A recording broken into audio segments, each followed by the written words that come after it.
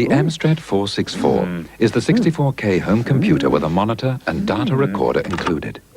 From around $429, only our competitors aren't having fun. Today we're going to talk about the Amstrad CPC464.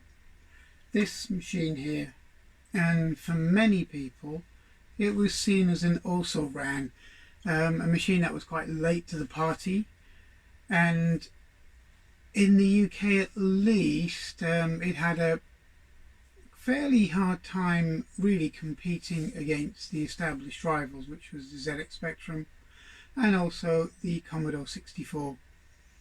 But it did quite well. I mean, it did really well in the market. It sold over 2 million machines. It was a lot more than Amstrad thought it was going to sell. And it also did quite well in other parts of Europe as well. It was a machine that was based on the Z80. It ran at 4 megahertz. It had 64K of memory. It had the AY sound chip, the same chip that was used in the TI-99-4A. So it was 3 voices and a noise channel. It was normally provided with a green screen or a colour monitor, and they started at $299 or £399 respectively.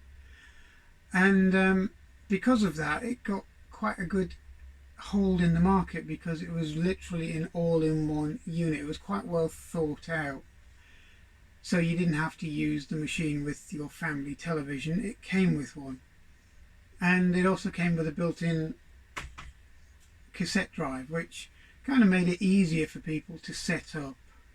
Now the machine itself, a lot of people say it's quite soulless because it didn't generically build up a user base, because its user base and its base magazine and its user club was written and produced by Amstrad under the Amsoft moniker.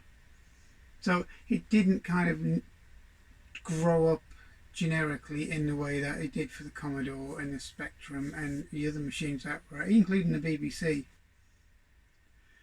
But I kind of get where he was coming from, although I was not a big fan of the machine when it first came out, because you know, you had more established machines with a better software range, and this was quite pricey in comparison to, say, a Sinclair Spectrum or even a Commodore 64, which was arguably a more rounded machine.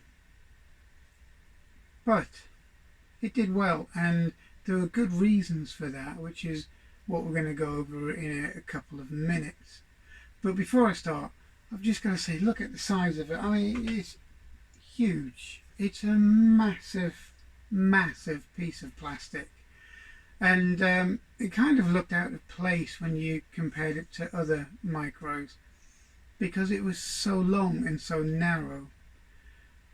But when you kind of look at it the way it was designed and conceived to be an all-in-one unit, easy to plug in, easy to get started, then it kind of makes sense. So we're going to have a look over the machine. Right, so the machine itself was quite a big slab. It was a big slab of greyness, but it did have a dash of colour on it. It had colourful keys to mark out the shift, caps lock, tab, etc. And the enter key was in quite a chunky blue, so you couldn't really mistake the enter key for anything else.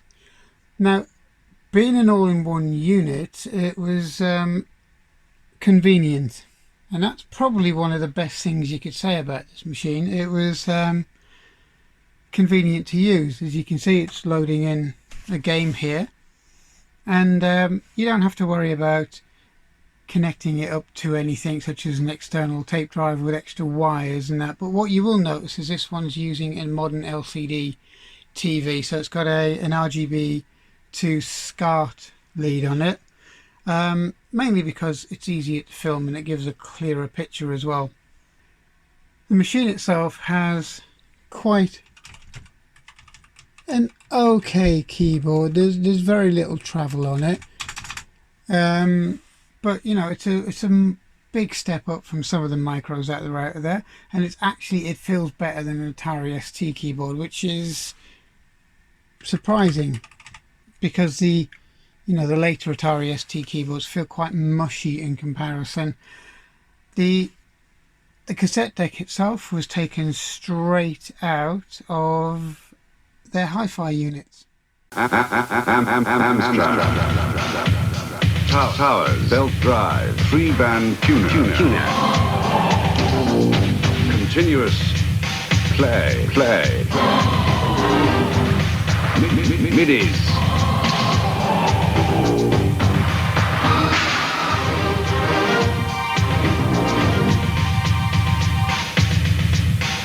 Five-band graphic equalizer. £129, £159, £149, £169 or less at these selected stores. It was ready to go before the machine was even finished. So on the side you can see it has a 9-pin joystick port, and this one also has a audio out port as well, which is good because it apparently puts stereo audio out, but it's not true stereo, but it's actually not bad if you link it up to, a stereo splitter and a pair of stereo speakers, or even direct to a TV. Now, as you can see, it's true Amstrad's moniker on the top, and it tells you it's a 64K colour computer, which it was. It had a lot more colours than most of the micros that were out at the time. Not bad for its day, and as I said, it's got a full travel keyboard, or as close as you could for the money you paid for this machine. It also has a cursor keys section and a copy key to allow you easy editing of your text or your programs, which is not a bad thing because it was missing on a lot of machines. And then you have your cassette deck here, which is quite noisy, as you probably heard all the way through. It's not the quietest thing in the world, and it's just straight out of their hi-fi unit. But in saying that, it has quite a nice action to it, and it doesn't feel too sort of cost cut, to be honest. It's got a nice grill effect at the back to let out any heat. And it's not a bad machine overall, it's just huge. I mean, the depth of this machine, it's about 3.5 inches in height, which is not very comfortable when you actually want to do some typing, because your hand is way above your desk. But then again, not sure if ergonomics really kind of came into it when these machines were produced. Now, as you can probably see by the screen, the cassette deck, their loading system wasn't massively reliable. It was about as hit and miss as a standard cassette deck that they used in a day for, your ZX Spectrums and so on, because it wasn't a unit that was as refined as the Commodore unit, and again, it wasn't a fully digital system, but it was convenient and it did its job. And what you kind of found is you got a volume on the side, just down here, a little volume wheel, and on some of these machines, for one reason or another, it shouldn't, but it does affect the loading and saving of data, especially the loading, if the volume's not at a decent-ish level on the side of the machine, which is odd for an inbuilt machine, which you should just have a fixed volume for loading software. And there's some very 80s style graphics on the actual cassette unit itself. Now, was it a good machine? Yeah, it was for its day, really. I mean, you had an onboard speaker. This one's been modified for slightly better sound output, and it also has a adapter for putting digital tape decks and SD card systems in here, which is what this extra cable is for. And you'll see the extra port here. And as you work your way along to it, you get your floppy disk card edge, which is there, your monitor, and it's only 5 volts, which is quite lightweight for and quite eco-friendly for a machine of this decade. They were normally 9 to 12 volts. And you had basically an interface at the end for a printer. And really, that was your expansion system on the back of this very, very long machine. And on the other side, you have your on-off switch and your volume control, which I mentioned. So, you know, it's not really a bad effort, in complete honesty with you. And I don't think you know, any of the other manufacturers probably could have done any better with the packaging. And that was probably its plus points, because it was well packaged and very well thought out and predominantly very corporately put together. Yeah, it was more corporate than Sinclair machines. It was more corporate than Commodore machines. And it was obviously designed by a committee, because at the end of the day, the actual case and cassette unit were completed long before they even completed their first system board, which is originally it was meant to be a 6502 machine, but because of difficulties and a change of engineers, it then became a Z80 based machine. Okay, when you power the machine on, you get Amstrad 64K microcomputer version 1, 1984, and it's by Amstrad Consumer Electronics and Locomotive Software, because they actually did the interpreter on this machine. But it's not bad. Yellow on blue in this case because of the LCD, and it doesn't make too bad in terms of contrast, and it's, you know, it isn't actually harsh on your eyes like some of the machines were. Now if I do the control and enter here, press play first, do the control and enter, you can hear just how crude the cassette deck is.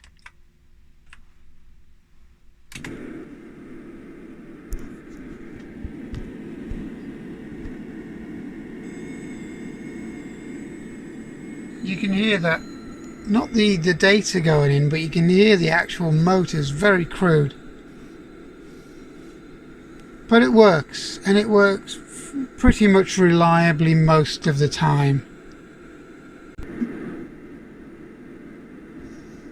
And the control over the cassette deck is quite good. It stops and starts it as it needs to be, and it does most of the time. Loads in pretty much first time. The odd occasion it does catch it out, but it's a lot better than some of the old cheap and cheerful cassette decks some of the computers were shipped with, or the ones you had to buy from WH Smiths, etc. Now while it's loading, we're just going to talk about the way the very first series motherboards were actually designed and looked, because if you look at this picture here, it's very, very it's almost 1970s in design. Very big tracks, everything spaced out. It's almost as if this was actually a prototype PCB, and the original machines were shipped on this motherboard design, and as you can probably see, it's very much cost orientated. It's not particularly technically advanced either. I think the machine was meant to purvey a certain perceived quality without being over the top in technical improvements over the other machines. It was high on usability and high on tactile feel and the way it looked, the visibility of the machine, and I think that came first over everything else, and I think that's why a lot of people said it was a soulless machine. But I might have to disagree with them on that, because it was a well thought out piece of hardware. You see, I think the actual design of this machine was very clean. It was built for a purpose, and that purpose was to provide an all-in-one unit for the consumer.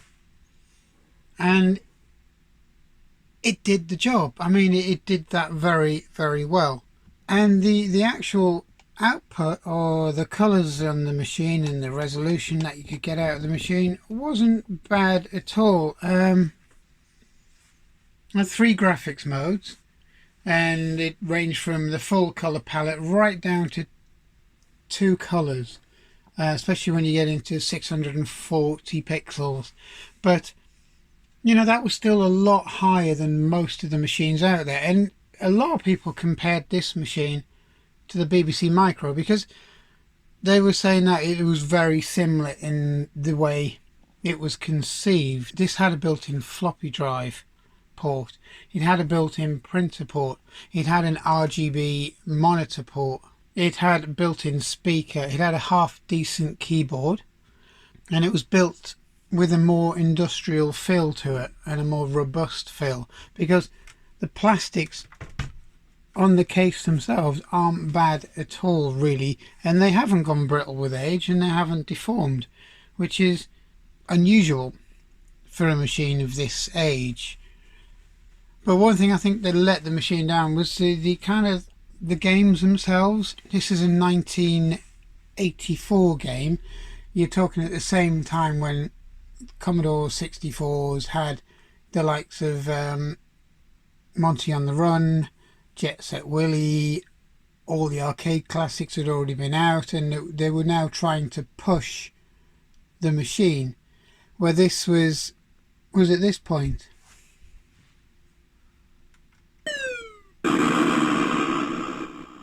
Yeah, with kind of graphics like these.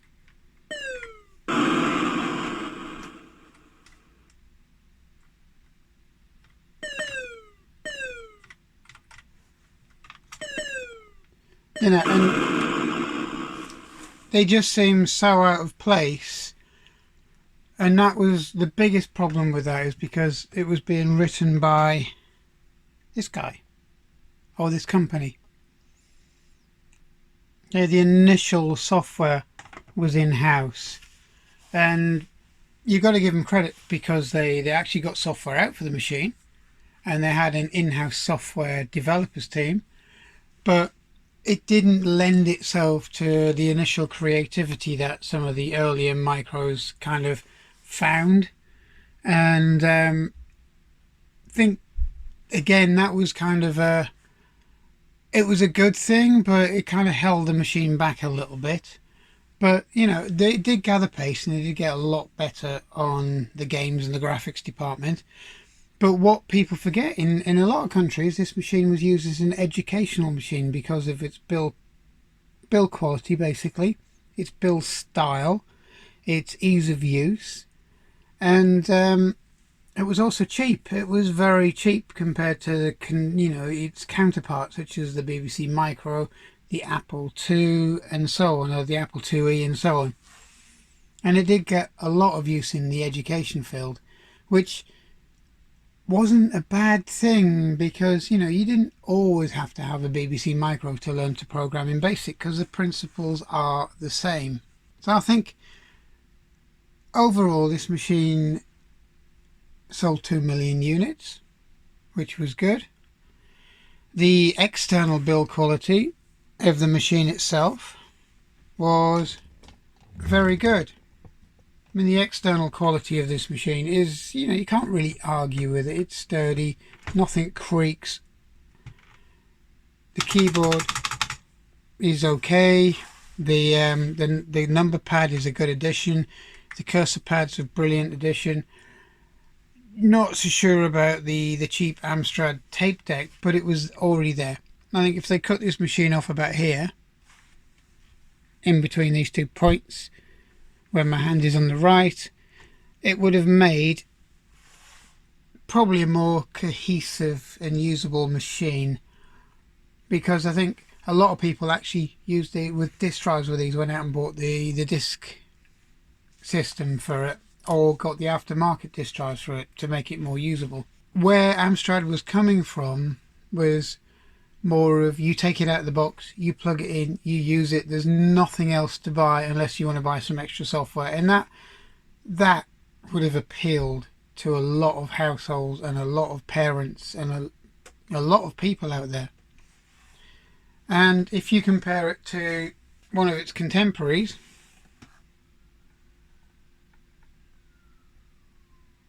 which is this,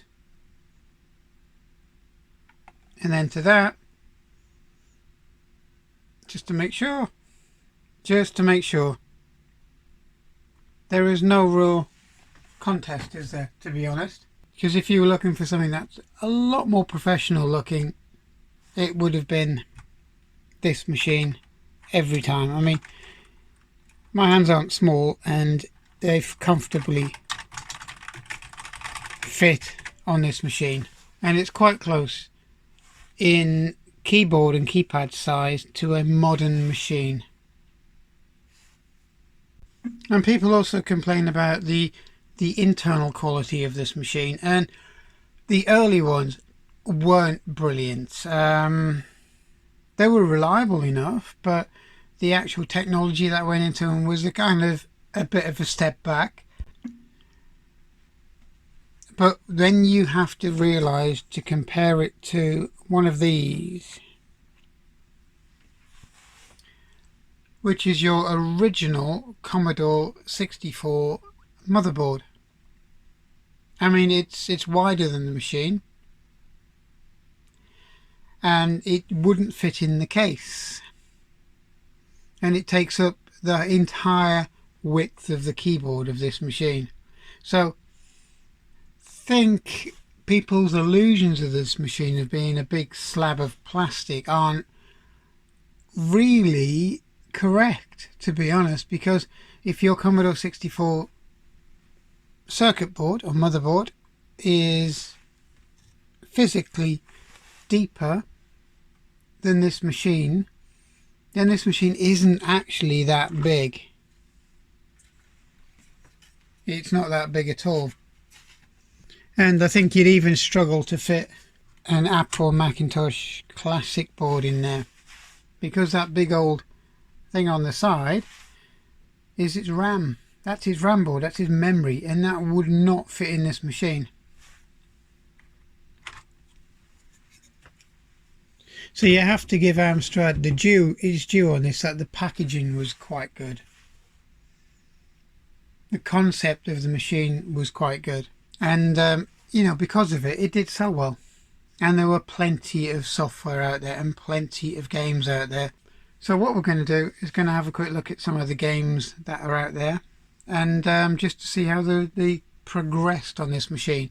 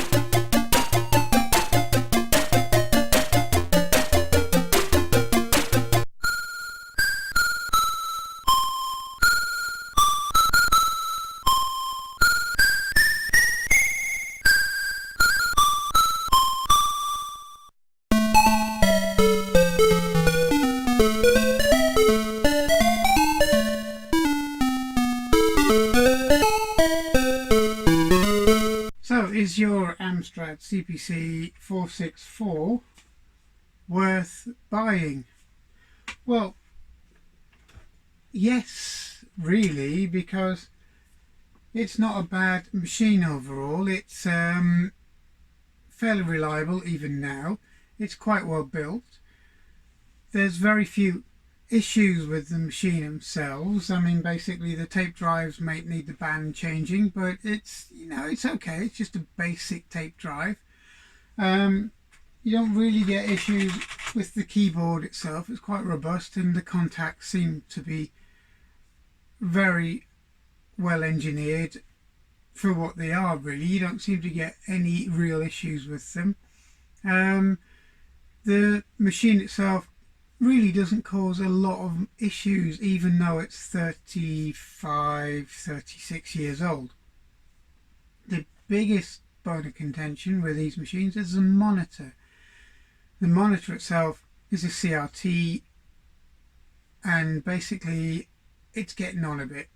So the gun inside of it will be starting to degrade. The picture quality will be starting to degrade. It'll get to a point where you'll turn the contrast and the brightness up and you won't see a lot. Now, if you've got one now that works, keep it. Take it off the system altogether and use it with a modern-ish LCD TV with a RGB to SCART lead, and you get a very sharp picture, as you see, and it's probably better on your eyes as well, rather than the scan line effect and the flickering you get off of a CRT. Plus, you can actually put the sound out through the monitor or through the TV itself, which, you know, makes it a bit more enjoyable if you're into your games and so on. Now, the easiest way to do this is to buy a 5-volt power supply. They only run on 5 volts, and a RGB to SCART lead, which you can buy as a complete package for very little money, around about £20 mark, and you'll have the ability to plug it into a modern LCD screen.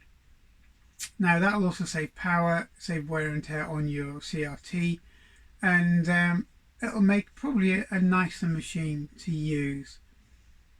Now, other than that, there's very few modifications that you really need to do to the machine. The only one I would suggest is putting in the modification for the external SD card or your simulated tape drive, which uses an SD card, because you'll be able to store all of your data on there anyway, and all of your programs on a single SD. Plus, it saves wear and tear on quite an old tape drive, and quite a cheap tape drive, really. And it's going to preserve it for a lot longer, same as taking away the CRT and keeping it somewhere safe while you use it with an LCD. Otherwise, they're not bad machines to buy. There's plenty of software out for them. They were very underrated by the British public, and probably wrongly so. They're quite robust, and you know, you can still buy a lot of products for them on either used on eBay, and there's a few companies actually producing other products for these machines, so it's worth keeping and it's worth using. So overall, if you get one and you get your hands on one, keep it, preserve it, and keep it for the future. So I hope you liked what we've talked about today, and I hope you subscribe, and we'll meet each other on this channel. Thank you.